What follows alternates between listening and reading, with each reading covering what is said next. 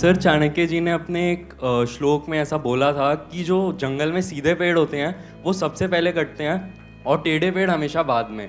तो सर, एक कैसी लाइफ अच्छी होती है, मतलब ऑनेस्टी वाली, सेल्फलेस वाली, जैसे आप हम लोगों के लिए इतना कुछ कर रहे हैं, या एक सेल्फ माइंडेड अपने बारे में सोचकर? पहले तो सीधे साधे की डेफिनेशन को ठीक करो। आप क्या बेवकूफ को सीधा साधा कह रहे हो?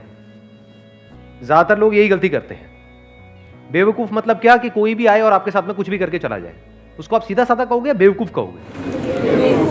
सीधा साधा मतलब क्या? पहले इस डेफिनेशन को ठीक करो अपने माइंड में। सीधा साधा मतलब क्या कि आप अपने फायदे के लिए कभी किसी का नुकसान नहीं करते हो, उसको सीधा साधा कहेंगे। लेकिन अगर दुनिया जो है वो हमेशा अपने फायदे के बारे में पहले सोचेगी, बाद में आपके फायदे के बारे में सोचेगी, चाहे आपका उसमें नुकसान होता है हो जाए।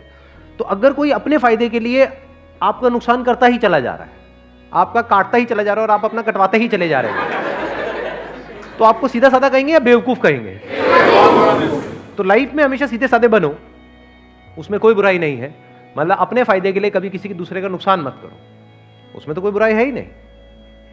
वो तो एक सीधा साधा रास्ता है, क्योंकि जो बंदा इस रास्ते पे चलेगा, नंबर 1, उसकी कभी किसी से कोई दुश्मनी नहीं होगी। सिंपल है ना? नहीं तो आप अगर अपने फायदे के लिए किसी दूसरे को यूज करोगे तो वो जिंदगी भर के लिए आपका दुश्मन नहीं बन गया है। तो जिसके इतने सारे दुश्मन होंगे वो कहीं ना कहीं वेट नहीं कर रहे होंगे कि वो भी मौका देखते ही आपके ऊपर अटैक करेंगे। अब मैं वो बड़े अटैक की बात नहीं कर रहा कि वो भाला लेकर के आ जाएंगे आपको मारने के, मतलब कि वेट करेंगे। अगर आप अपने फायदे के लिए उसका नुकसान करोगे किसी का भी, आपका अपने ऊपर रख करके देखो, अपने फायदे के लिए कोई आपका नुकसान कर देता है, उसके ऊपर जिंदगी भर के लिए गुस्सा नहीं आएगा?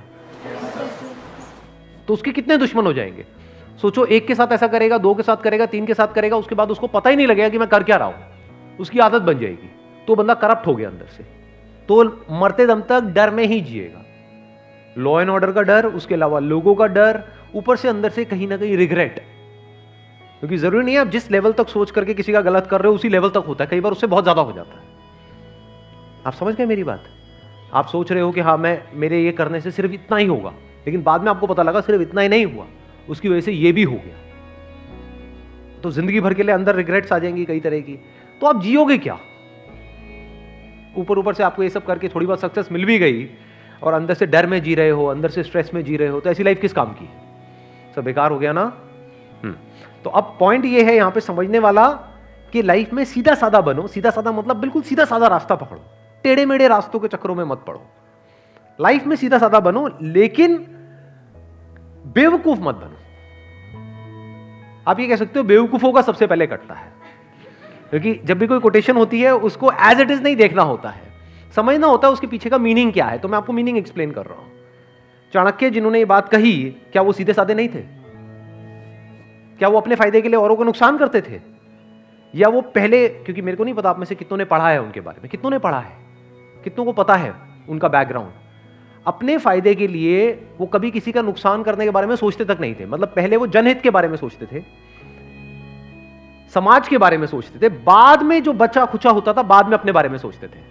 चाहते तो महलों में रह सकते थे, लेकिन एक छोटी सी झोपड़ी में रहते थे। इससे क्या समझ आ रहा है कि वो सेल्फिश तो बिल्कुल भी नहीं थे, लेकिन बेवकूफ नहीं थे, फॉर श्योर हाईली इंटेलिजेंट, समझदार थे।